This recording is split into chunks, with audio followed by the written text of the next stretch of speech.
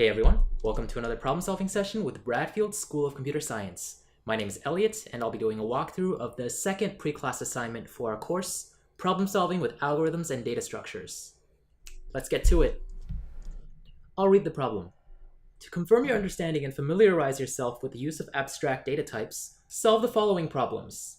Write a function that uses a stack to return a reversed copy of a list, and then implement a queue using stacks. The first part is just meant to be a warm-up.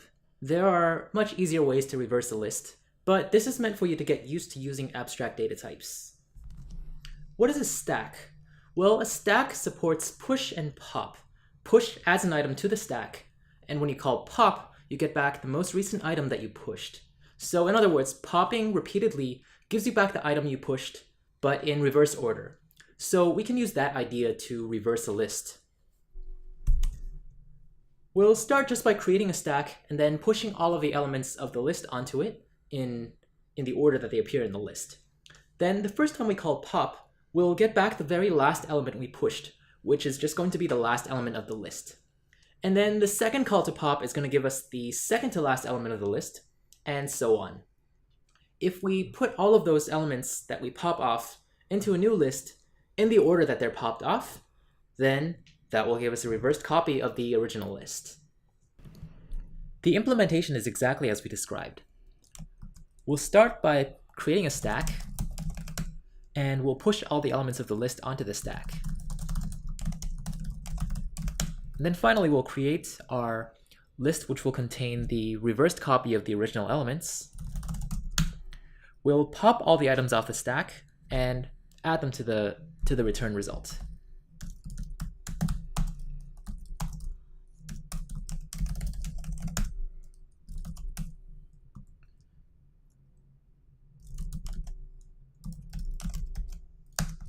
Finally, we'll just return the result, and that should be our solution. Okay, now let's move on to the second part, implementing a queue using stacks. So first of all, what is a queue? Well, a queue is an abstract data type that has two main operations, enqueue and dequeue. You can enqueue an item to add it to the queue, and then when you dequeue, you're going to remove the oldest item that's still in the queue. So when you call dequeue repeatedly, the items are going to come out in the order that they were enqueued. So it's kind of the reverse of what a stack does. What do we need to do here? Well, we're going to want to make a class that has the interface of a queue, and what that means is we'll want it to support enqueue and dequeue. But according to the problem statement, our implementation, which is the part that users don't see, is supposed to use stacks under the hood. So let's consider the most naive thing that we could do here. And we'll just use a stack to keep track of the items that we're enqueuing, or rather that the user is enqueuing. So anytime the user tries to enqueue an item, we'll just push it onto our stack. That works for keeping track of the items that we enqueue, but what do we do when the user wants to dequeue an item?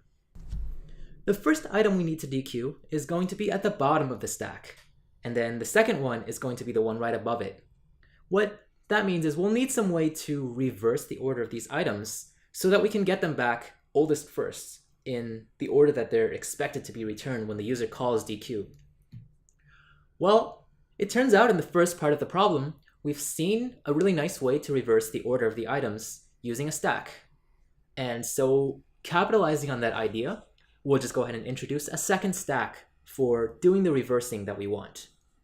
So at this point, when the user wants to call dequeue, we'll just put all the items in our first stack onto a second stack. And we'll do that one at a time in such a way that they end up in reverse order in the second stack. And once we've done that, we can just return the top element of the second stack to the user.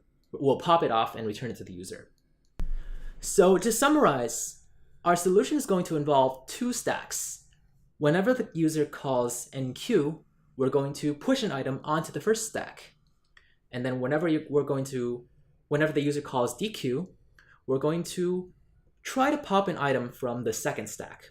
And if there's nothing in the second stack, then we're first going to move all of the items from the first stack over to the second stack. And we'll do this in a way that reverses the order of the items. Okay, let's implement this. first thing we'll want to do is to initialize our queue. And since the only state that we'll need to track here is the two stacks that we'll be using to keep track of the items, we can just go ahead and initialize those two stacks. We'll call them S1 and S2.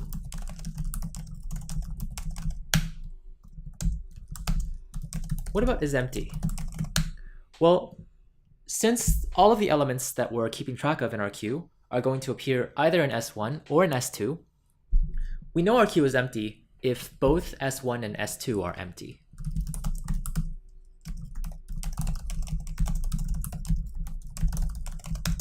And similarly, the size of our queue, or rather the number of elements that we have, is just going to be the combined size of the two stacks.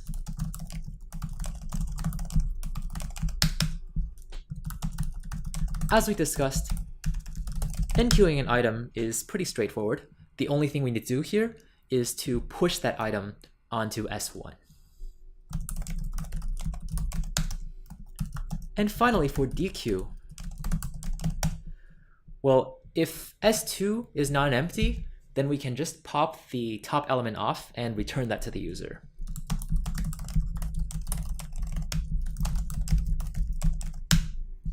But if it is empty, then the first thing we'll need to do is move all of the elements from S1 over to S2, and we'll have to do so in a way that reverses the order of the elements.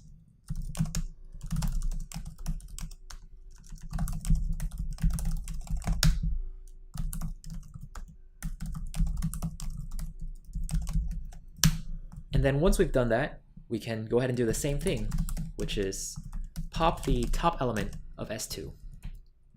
And one thing we can do to clean up here is to notice that in both of these cases, we're going to be ending with this call to self.s2.pop. So we can consolidate these two cases by just inverting our Boolean here. So instead of checking if it's not empty, we'll say if it is empty, then we'll go ahead and do this transfer of elements from S1 over to S2. And then once we've done that, we can just return the top element. We can pop off the top element of S2 and return that. And that should complete our implementation. All right, at this point, we can go ahead and do an analysis to figure out how efficient our solution was. The memory usage is going to be very straightforward. At any given point, we're storing at most n items in our two stacks combined, where n is the total number of items that are still in our queue. So that means we're going to be using O of n memory for this implementation. Well, what about running time? To start out, we can assume that push and pop on a stack are both going to run in constant time. Well, with that in mind, how fast are our implementations of enqueue and dequeue going to be? Well, enqueue is going to be straightforward because all you're doing when you enqueue is doing a single push. And we've already agreed that that's O of 1, so we know that enqueue itself is going to be O of 1. But what about dequeue? Sometimes when you call dequeue, you might need to move a bunch of items from the first stack over to the second stack. And that could be a lot of items. Basically, it could be n items, where n is the number of elements in your queue. But does that mean that dequeue is going to be a linear time operation? Well, kind of, in some sense. But actually, we can say something a little bit better than that. And the way we'll reason through this is by following the life cycle of a single item. So what happens if we follow a single item? Well, it's first going to get pushed onto the first stack when the user calls enqueue. And then at some point, it's going to get popped off of the first stack and pushed onto the second stack. And then finally, it's going to get popped from the second stack and returned to the user when the user calls dequeue. So if we look at a single item, we're only doing a constant number of operations throughout the entire life cycle of that item interacting with our queue. Let's step back and think about this a bit. If we're doing something involving n different items, well, we're only doing a constant number of operations for each item. So we're going to be doing a total of O of n work to handle all n items. And if we need O of n work to process n different items, then on average, we only need O of 1 work to process one item. Another way you can think about this is that A slow dequeue operation, the kind where you need to move all of the items from the first stack over to the second stack, is going to make a bunch of subsequent dequeue operations really fast, because those don't need to move items around anymore. They can just pop the top item off of the second stack. When we get a situation like this, we say that the running time is amortized O of 1. And what that means is, although some individual dequeue operations could be quite slow, if you look at a bunch of operations in aggregate, you'll get an overall performance as if all the individual operations were O of 1. And that will conclude our memory and running time analysis. Hopefully this problem gives you a better sense of how to work with abstract data types, and of the difference between interfaces, where the interface we were trying to implement is a queue, and implementation, where we were implementing our queue using stacks under the covers. These concepts are going to come up again and again in computer science, and really making the investment to get familiar with them will definitely be worth your time in the long run. Anyway, thanks so much for watching, and I hope to see you at the next video.